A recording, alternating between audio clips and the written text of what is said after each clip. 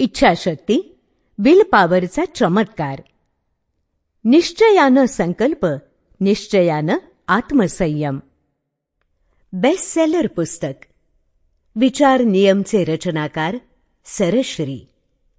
लोकांसाठी मंगल कामना करून आपलं स्वास्थ्य, नातेसंबंध कसे सुधारावेत आणि अशांत जीवन कसं सावरावं, हे पुस्तक समर्पित आहे अशा अनुपम संघाला जो दररोज रात्री 9:09 विश्वातील सर्व लोकांसाठी करुणायुक्त किरण प्रसारित करीत आहे. प्रस्तावना. हवी तेव्हा इच्छाशक्ती, हवा तेव्हा आत्मसंयम. माणसाचं मन इच्छांनी भरलेलं आहे.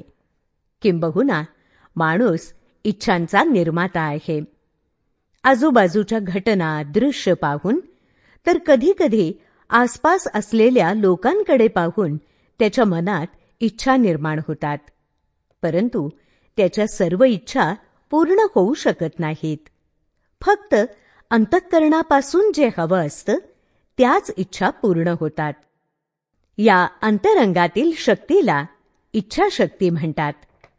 हीच आंतरिक शक्ती आहे. कित्येकदा इच्छा असूनही आंतरिक शक्ती नसेल तर माणूस एखादं महत्त्वाचं कार्यसुद्धा पार पाडू शकत नाही.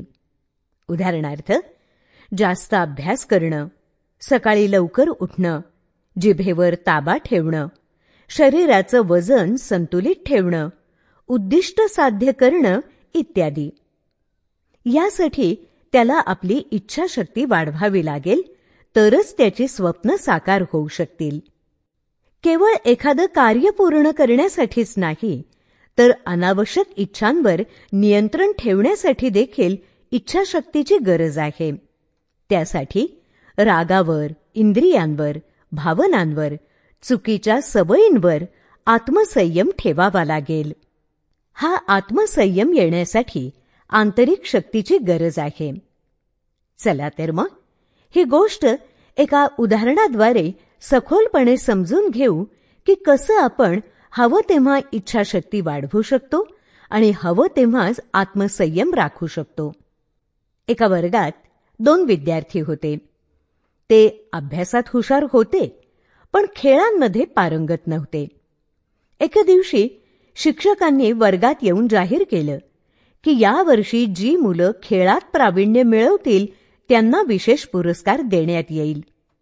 हुशार विद्यार्थ्यांना खेळात Sample complete. Ready to continue?